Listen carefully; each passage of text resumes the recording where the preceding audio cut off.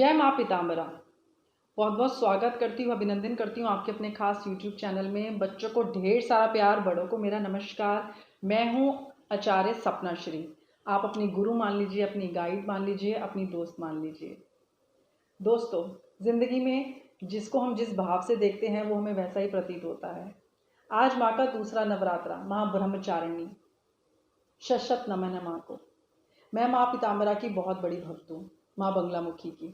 और ये जो समय चल रहा है, जो माँ की साधना का समय है, जो माँ की तप का समय है, जो माँ को स्मरण करने का समय है, माँ से ढेर सारा प्यार लूट लेने का समय है। लूट लो माँ का बहुत सारा प्यार। माँ जैसे हमारी माँ, माँ भगवती को आप उसी नज़र से देखिए। और हर नवरात्रे सबसे पहले अपनी खुद की माता जी को प्रणाम करके, उनके चरण स्पर्श करके, उनसे ढेर सारा प्यार लेके आप अपना नवरात्रा शुरू करिए। आपको माँ की और बहुत सारी, माँ भगवती तो हमारा एक एक भाव देख रही हैं। माँ से तो कुछ नहीं छुपता। तो सबसे पहले हम अपनी अपनी माँ को नमन करेंगे, ढेर सारा माँ से प्यार लेंगे। उसके बाद अपने नवरात्रों की, अपने दूसरे नवरात्रे की पूजा शुरू करेंगे। माँ ब्रह्मचारिणी, माँ ब्रह्मचारिणी जो है वो एक माँ का शांति प्रिय स्वरूप है। इसका रंग है हरा। दोस्तों, आप आज के दिन क्या कर सकते हैं कि हरे वस्त्र पहन सकते हैं। हरे वस्त्र पहन के आप देखिए कि हरा आसन रख लीजिए और सह परिवार, अपने सारे परिवार के साथ अगर आप माँ की पूजा करेंगे, आप पूरे परिवार के साथ एकजुट होके माँ को याद करेंगे, पूजा अर्चना करेंगे, तो आपका उसको दुगना आपको इसका रिजल्ट आएगा। माँ ने अनेकों वर्ष तप किया था शिवजी जी की अर्धांगिनी बनने के लिए, इसलिए इनको नॉलेज और बुद्धि की देवी भी कहा जाता है। बच्चों को आज के दिन अपने साथ बिठाकर बच्चों की भी पूजा करवाइए, ताकि बच्चों को पढ़ाई में उनकी बुद्धि का विकास हो। आप एक चांदी के गिलास में पानी भर के माँ को याद करिए, उस पानी को माँ के सामने रख दीजिए। अपनी जहाँ पर भी आपने अपने नवरात्रों की पूजा शुरू करी है, वहाँ पर आप उस चांदी के गिलास में पानी रख दीजिए और माँ की पूजा करके उसे आप किसी फॉइल पेपर से भी ढक सकते हैं। अगर चांदी की प्लेट है तो ढक दीजिए, वरना फॉइल पेपर से भी आप ढक सकते हैं। किसी और पदार्थ की प्लेट ना रखें तो अच्छा है, जैसे कि कांच की हो गई या स्टील की प्लेट आप ना इस्तेमाल करें। शाम के समय इस पानी का छिड़काव आप अपने घर में कर सकते हैं, लेकिन उस पानी को आपने खुद भी पीना है और बच्चों को भी देना है।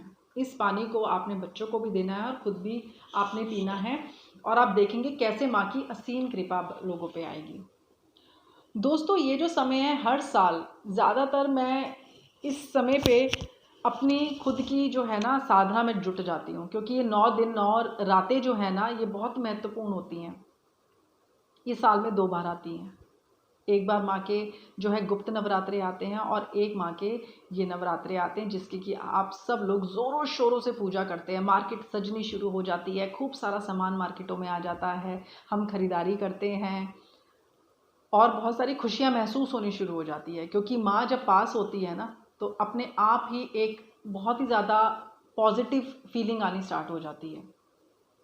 तो अधिकतर समय मैंने हमेशा क्या किया कि अपनी साधना में ही मैंने समय लगाया, क्योंकि मैं इंतज़ार करती थी कि कब माँ के नवरात्रे आएँ और मैं माँ की साधना में लग जाऊँ। क्योंकि बहुत माँ की असीम कृपा भी मेरे पे है, बहुत माँ का प्यार भी मेरे को मिला। लेकिन इस बार सोचा कि कुछ खास किया जाए। जो इतने सालों से मैं खुद के लिए पूजा पाठ कर रही हूँ, साधना कर रही हूँ, और अपने लिए कुछ सामग्रियाँ भी ऐसी तैयार करती हूँ जिससे कि धन सबको चाहिए। माँ लक्ष्मी के बिना तो इस कलयुग में या वैसे किसी भी युग में हमारे लिए सरवाइव करना पॉसिबल नहीं है। हमारे घर में जो है अन्नपूर्णा माता का अच्छा वास रहे, हमारे घर में सबकी सेहत अच्छी रहे, इस सब के लिए हम पूजा पाठ करते हैं।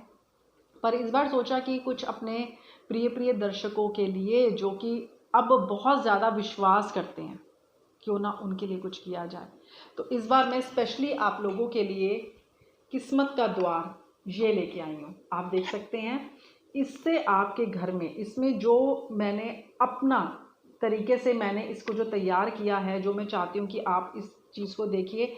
इस पे आपको मंत्र, चरण पादुकाएं, और साथ में ये जो आप चीज़ देख रहे हैं, इसका मैं ज़्यादा खुलासा ना करते हुए आपको ये कहना चाहती हूँ कि बस ये अपनी जगह पे ही रहेगा, और इस चीज़ को हम ज़्यादा लोगों के सामने एक्सपोज नहीं कर सकते। ये एक गुप्त तरीके की चीज़ें होती हैं। इसको गुप्त तरीके से रखा जाता है।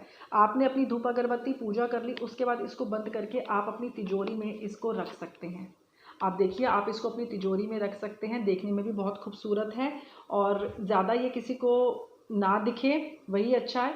क्योंकि दोस्तों वैसे कहा जाता है कि जो हमारा मंदिर भी होता है ना, जहाँ से हमारे को भगवान का आशीर्वाद आता है, इस जगह को भी ज़्यादा कई लोग ड्राइंग रूम में बना लेते हैं। ना करिए ऐसा कि आप इसको ड्राइंग रूम में बनाइए, पर्दा करके रखिए हमेशा अपने मंदिर का।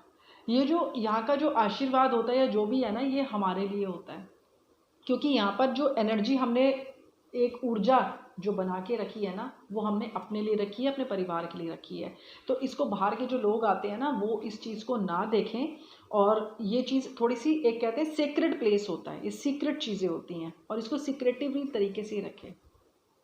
हम कितनी सारी अपनी बातें लोगों को नहीं बताते, हमारी आमदनी क्या है, हमारे क्या खर्चे हुए, अपने घर के दुख हम किसी से शेयर नहीं करते। ऐसे ही अगर हमारे पास आशीर्वाद हमारे पे होते हैं ना, तो उनको भी कहीं ना कहीं छुपा के रखो। कुदरत नहीं चाहती कुछ चीज़ों के खुलासे हों, कुछ चीज़ें जो है ना बिना खुलासों के ही अपना काम बेहतर तरीके से करती हैं। पौधे की जड़ें जितनी दबी हुई रहती है, उतना ही पौधे में मजबूती रहती है, उतनी ही उस पेड़ की मजबूती होती है।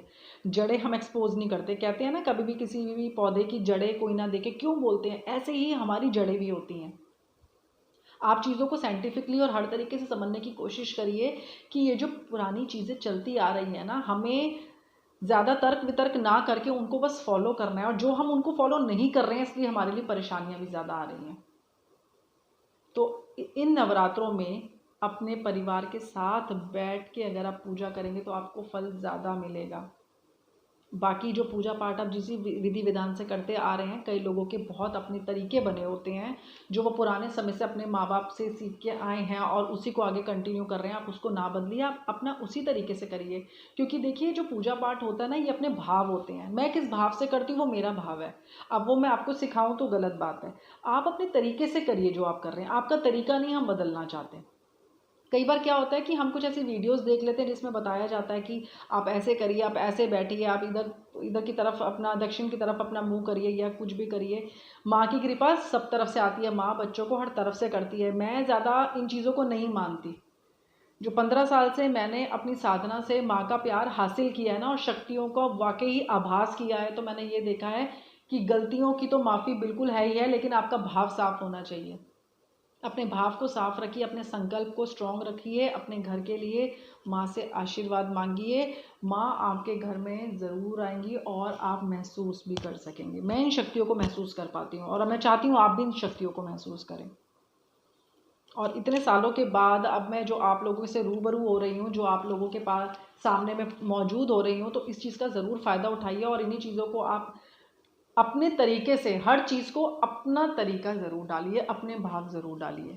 देखिए, जितनी मर्जी वीडियोस देखने, जितनी मर्जी इन्फॉर्मेशन गूगल पे निकालिए निकालिए, लेकिन उसके बाद आपका अपना तरीका होना चाहिए। आप कैसे पूजा करना चाहते हैं, आपका कौन सा स्थान है पूजा करने का, कैसे रख रखाव रखते हैं, कैसे सफाई करते हैं। मैं पहले की वीडियोस में बता चुकी हूँ कि हम अपने बर्तन रोज़ साफ़ करते हैं, लेकिन हम माँ के जो यहाँ पर जो हमारा जो जोत जलती है, हम कई बार क्या करते हैं, उसी जोत में बार बार तेल डाल डाल के इस्तेमाल करते रहते हैं। क्यों? ये उनके बर्तन है, क्या वो रोज़ साफ़ होने नहीं बनते हैं? तो अपने भाव थोड़ा सा, एक अपना कहते हैं ना, और ज़्यादा समर्पण ले आएंगे। अगर चीज़ों को छोड़ दिया जाए ना, समर्पण ले आया जाए, तो बात तब बनती है। जब सरेंडर कर दोगे ना पूरा भगवान को, तो आप देखोगे कि हमने छोड़ दिया, भगवान तू अब ले जा अपने तरीके से, जैसे लेके जाना है, चीज़ें होनी शुरू हो जाएंगी। जब तक हम जद्दोजहद करते हैं ना, नहीं ऐसे ही चाहिए, अपने तरीके से चाहिए, तो चीज़ें कहीं ना कहीं जो है अटकती रहती हैं और समय मांगती रहती हैं। तो आज का दिन जो है, माँ की जो 9 दिन चल रहे हैं, शांति बनाए रखिए अपने घर में, सुख शांति बना के रखिए। ऊंची आवाज़ में बात करना, या किस घर में मैं देखती हूँ कि गाली गलौज भी चल रही है, माँ की जोत भी चल रही है, ऐसा ना करिए। प्रैक्टिकली चीज़ों को समझो यार, ऐसे मत करके अच्छे से भगवान की, माँ की इस टाइम पे जितना आशीर्वाद ले सकते हो लो। क्योंकि इस टाइम हम एक थोड़ी परेशानी के माहौल से निकल भी रहे हैं, अब हमारे को एक एक्स्ट्रा ब्लेसिंग की ज़रूरत भी है, वो करिए। और आप लोगों से फिर जल्द मुलाकात होगी दोबारा, ऐसी ही कोई नई बात नहीं करने वाली, लेकिन बस यह है कि साथ बैठते हैं कुछ पल, अच्छा लगता है, कुछ अपनी बातें आपसे शेयर कर सकूं। जो कुछ थोड़ा बहुत भी हासिल किया है ना, उसको बांट दो जितना, तो उसमें मज़ा है। अपने पास रख के, बहुत सारे ऐसे खजाने हैं, ऐसी बातें हैं, ऐसी महत्वपूर्ण चीज़ें हैं जो मैं आप लोगों को बताना चाहती हूँ, जो कि मुझे एक्सपीरियंस हुई है, जो मेरे को मिली हैं, कि आप लोगों को भी पता चले कि वाकई ही कुदरत के पास असीम कृपा है, बहुत कुछ है कुदरत के पास देने के लिए। जय माता दी।